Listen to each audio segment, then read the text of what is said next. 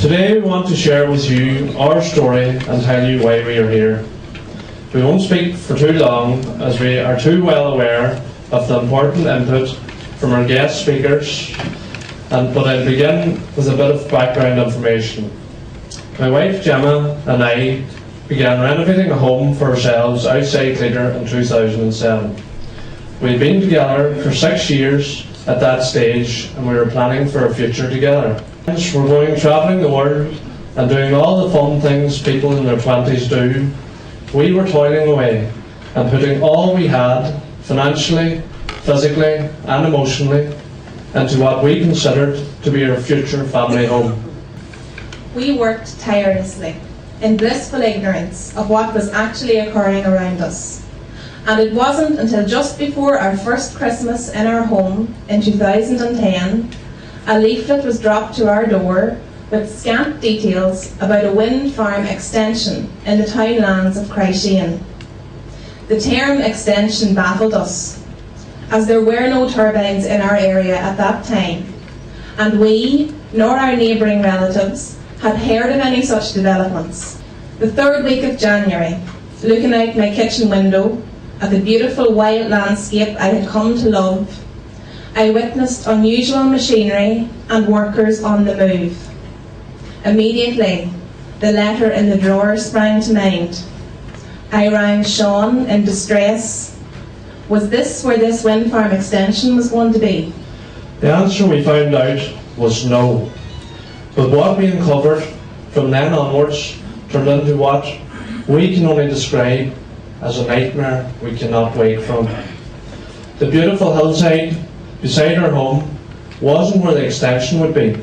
It was, however, we're planning for a wind farm of 15 110-metre turbines had been granted in 2009, 920 metres from our home. And we were completely uninformed, clueless and bewildered. The nightmare didn't end there.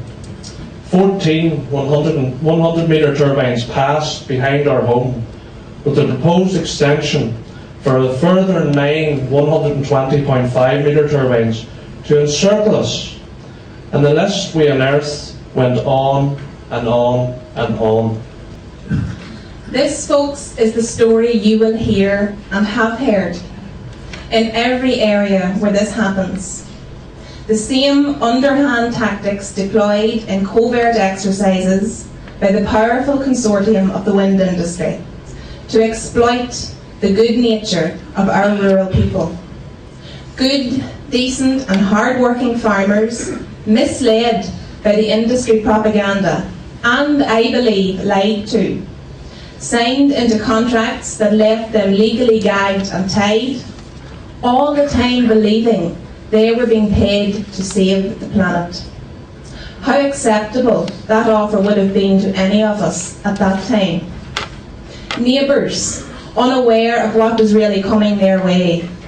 A selected few bribed into silence with the carrot of free electricity or one-off token sums, and the promise of turbines being clean and green and in no way a threat to them.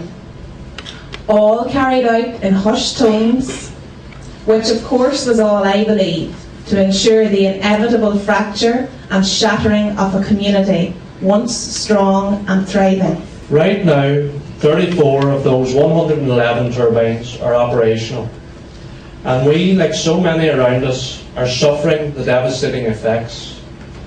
14 turbines, with the closest 1700 metres from our home, keep us awake on average 2 to 3 nights a week, and are constantly droning on at almost every moment of the day.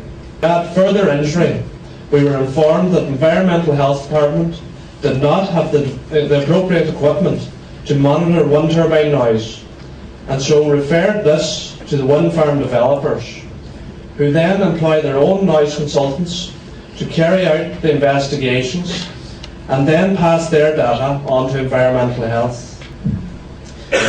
We are now left completely stuck in a house we can no longer call home. We can't stay, we can't sell. We are broken, financially, mentally, and emotionally. Our hard work, our hopes and dreams for our future are all disappearing in front of our eyes. And we know we don't have the monopoly in this suffering. Many others are here today. Talk to them. Hear their stories also.